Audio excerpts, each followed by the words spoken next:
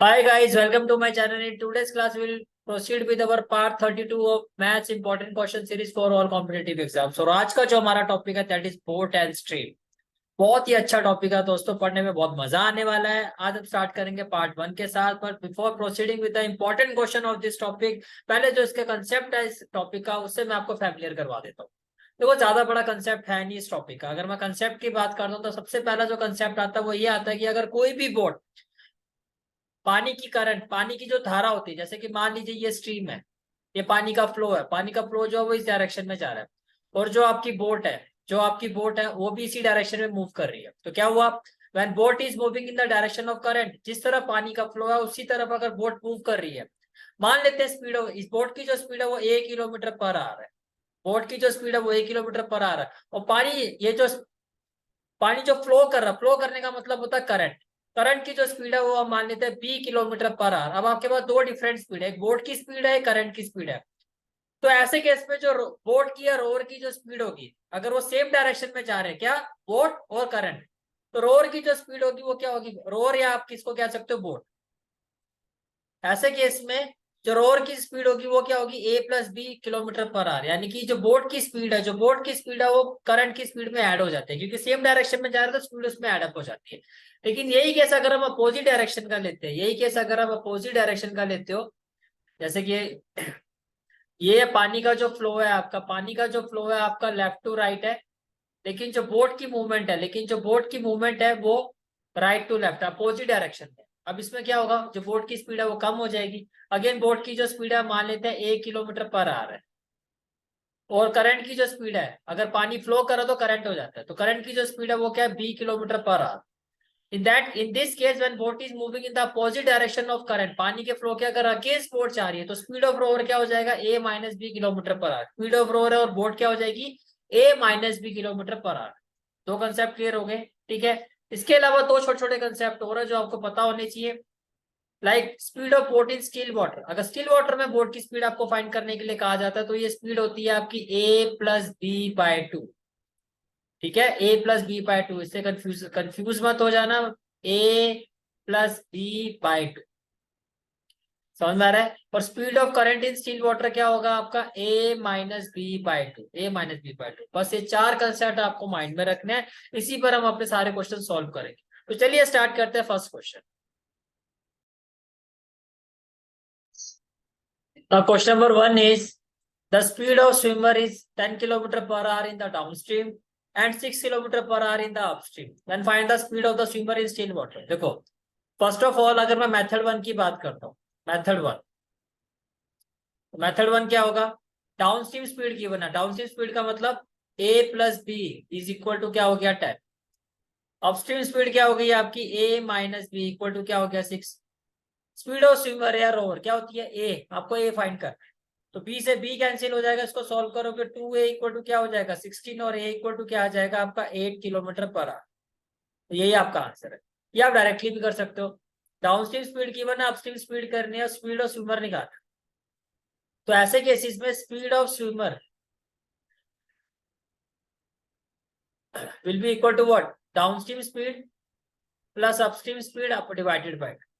जब भी आपको डाउनस्ट्रीम स्पीड गिवन है, अपस्ट्रीम स्पीड गिवन है, आपको कुछ नहीं करना है, दोनों को प्लस करके 2 से डिवाइड कर देना है। आपके पास स्पीड ऑफ स्विमर या स्पीड ऑफ रोवर आ जाए। तो ये कितना आपका 10, ये कितना आपका 6 डिवाइडेड बाय 2। तो जब आप इसको सॉल्व करोगे you will have your answer. मैंने क्या कहा, method 2 is speed of swimmer क्या हो जाएगा, downstream speed plus upstream speed divided by. Downstream speed कितनी है आपकी 10, अपस्ट्रीम स्पीड कितनी है आपकी 6 डिवाइडेड बाय 2। तो आपका आंसर कितना आ जाएगा, 8 किलोमीटर पर आवर। आप ऐसे भी इस क्वेश्चन को कर सकते हो और ऐसे भी कर सकते हो। तो राइट आंसर क्या होगा, option B. I hope the question is clear to you. Let's move to the next question. Now next question is question number 2। फिर से रिपीट कर देता हूँ कंसेप्ट। अभी तक आपने क्या सीखा कि अगर कोई भी बोट पानी के फ्लो के साथ मूव कर रही है, तो उस केस में जो डाउनस्ट्रीम स्पीड होती है वो क्या होती है, A+B। और जब कोई बोट पानी का, जैसे पानी का जो फ्लो है, यानी कि स्पीड ऑफ करंट अगर लेफ्ट टू राइट और बोट अगर राइट टू लेफ्ट जा रही है, अपोजिट डायरेक्शन में जा रही है, तो इसको हम कहते हैं अपस्ट्रीम स्पीड, और ये होती है आपकी ए माइनस। तो बोट की जो स्पीड होती है स्टिल वाटर में क्या होती है, वो होती है downstream speed plus upstream speed divided by 2। समझ में आ गया आपको? ठीक है, अब देखो क्वेश्चन क्या है आपका। A boatman goes 15 kilometre against the current and 25 kilometer in the direction of the current. He takes 5 hours in each case. तो पहले आपको क्या करना है, देखो अगेंस्ट द करंट का मतलब यहाँ बात हो रही है अपस्ट्रीम, और डायरेक्शन ऑफ करंट का मतलब यहाँ बात हो रही है डाउनस्ट्रीम।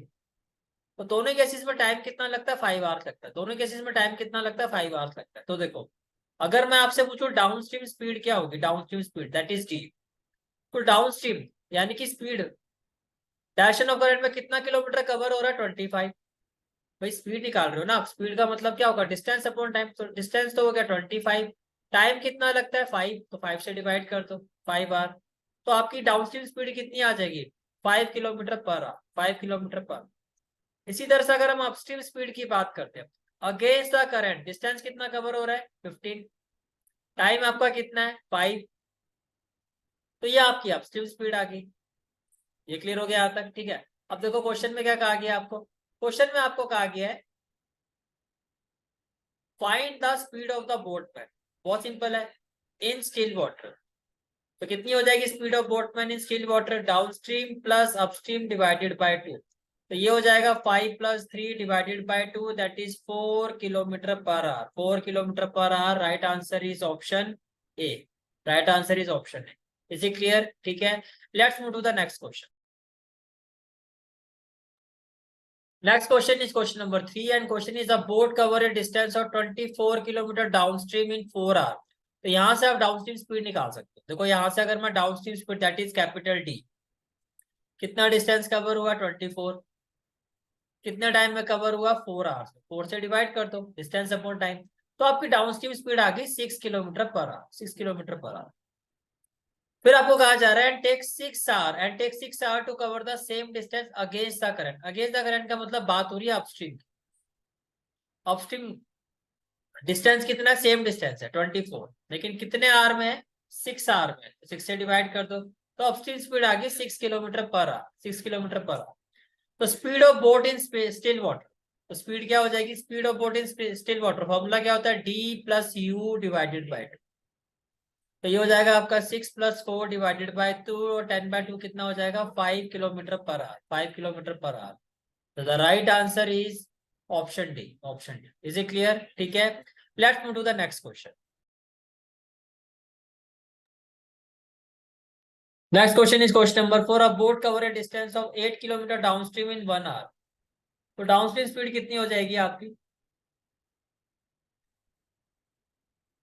तो downstream speed will be equal to, देखो डिस्टेंस कितना है 8, टाइम कितना 1, 8/1 that is 8 kilometre per our. फिर आपको कहा जा रहा है 2 किलोमीटर अपस्ट्रीम इन 1 आवर। तो अपस्ट्रीम स्पीड क्या हो जाएगी, 2 divided by 1 that is 2 kilometre per our, 2 kilometre per our. What is the velocity of stream. तो वेलोसिटी ऑफ स्ट्रीम का फॉर्मूला क्या होता है, तो यहाँ पर जो वेलोसिटी ऑफ स्ट्रीम हो, स्ट्रीम की अगर हम बात करें तो स्टिल वाटर में उसकी स्पीड कितनी होगी, velocity of stream that is D minus U by 2। तो ये हो जाएगा आपका 8 - 2/2 that is 6/2, and it is equal to 3 kilometre per hour, 3 kilometre per hour. This is the final answer of this question that is option B. Is it clear? ठीक है, next question is question number 5, a boat cover a distance of 30 kilometre downstream in 2 hour 30 minute. तो पहले downstream speed find करते हैं। Downstream speed कितनी हो जाएगी, downstream speed will be equal to, देखो डिस्टेंस कितना है 30 किलोमीटर, तो 30, टाइम कितना है 2 आवर 30 मिनट। देखो 2 आवर 30 मिनट, 30 मिनट्स का मतलब हो जाएगा 30/60। तो 3 × 1 = 3, 3 × 2 = 6, तो 2 × 2 = 4 + 1, यानी कि 2 आवर 30 मिनट्स का मतलब क्या हो गया, 2 आवर 30 मिनट्स जो है आपका इक्वल हो गया 2 1/2 आवर, और ये इक्वल हो गया 5/2 आवर। इसको आप 5/2 से डिवाइड कर दो, ये टाइम हो गया। अब जब ये न्यूमरेटर में जाएगा तो ये क्या हो जाएगा, 30 × 2/5, 5 6 या 30 हो जाएगा। तो ये स्पीड आ गई 12 किलोमीटर पर आवर। फिर आपको क्या कहा जा रहा है, and takes 3 hours 45 minutes to cover the same distance. अब हम बात करते हैं अपस्ट्रीम स्पीड की. डिस्टेंस आपका 30 है, 3 hours 45 minutes, 3 hours 45 minutes. तो देखो 3 hours 45 minutes, तो ये हो जाएगा 345 मिनट्स का मतलब 45/60. 15 3 जा 45, 15 4 जा 60, 4 3 जा 12 + 3 कितना हो जाएगा 15/4. इसको आप लिखो 15/4. जब आप इसको सॉल्व करोगे बट वी विल हैव, देखो ये न्यूमरेटर, ये जब आपका न्यूमरेटर में जाएगा तो क्या हो जाएगा 30 × 4/5, 30 × 4/15, 15 2 से कितना हो जाएगा 30 और ये हो जाएगा 8 km/h. तो आपकी डाउनस्ट्रीम स्पीड आ गई 12 और अपस्ट्रीम स्पीड आ गई 8. अब आपको क्या पूछा गया, क्वेश्चन में पूछा गया find the velocity of the stream. Again velocity of the stream find करनी है. तो वेलोसिटी ऑफ स्ट्रीम कितना हो जाएगा, downstream speed minus upstream speed divided by 2. Downstream speed आपकी है 12, अपस्ट्रीम स्पीड है आपकी 8, 12 - 8 डिवाइडेड बाय 2, तो कितना आ जाएगा 4/2 which is equal to 2 km/h, which is equal to 2 km/h. Is it clear? ठीक है. Next question is question number 6. A boat goes at a speed of 13 km/h in still water and velocity of the current is 4 km/h. Then how much time will it take to cover a distance of 68 km/h? अब देखो ध्यान से समझना question को. First of all आप ये देखो, a boat goes at a speed of 13 km/h in still water. Still water का मतलब क्या होगा, अगर मैं स्टिल वाटर की बात करता हूँ, स्टिल वाटर का मतलब हो गया d + u/2. ये आपको दिया गया 30. फिर आपको कहा जाए velocity of current 4 km/h and the velocity of current is 4 km/h. इसका मतलब क्या हो गया d - u/2 और ये कितना है आपका 4. ये समझ में आ रहा है. अगर आप इसको सिंप्लीफाई करो तो ये हो जाएगा d + u = 26 और ये हो जाएगा d - u = 8. u से u कट जाएगा आपका 2d = कितना आ जाएगा, ये हो जाएगा 34. तो d = कितना आ गया 34/2. तो ये आपका आ गया 17 km/h, 17 km/h स्पीड आ गई आपके पास. ठीक है. अब how much time will it take to cover a distance of 68 km downstream. 68 km downstream. तो डाउनस्ट्रीम स्पीड आपके पास आ चुकी है, वो है 17 km/h. आपको टाइम निकालना, तो टाइम इक्वल टू क्या होता है भाई, स्पीड इक्वल टू होता है डिस्टेंस अपॉन टाइम. तो टाइम इक्वल टू क्या होगा, distance upon speed. Speed equal to distance upon time, time equal to क्या होगा, डिस्टेंस अपॉन स्पीड. अब डिस्टेंस आपको दिया गया 68, तो 68 ले लो. स्पीड आपकी आ चुकी है 17, 17 को इससे डिवाइड करोगे कितना आएगा 4, तो आपका आंसर आ जाएगा 4 hours, 4 hours. तो right answer is option C, right answer is option C. Is it clear? So guys, this is for today's class. I hope you like this class, and if you like this class, then do like, share and subscribe my channel, and don't forget to press the bell icon button so that you get the regular notification of my classes. Thank you and have a great day.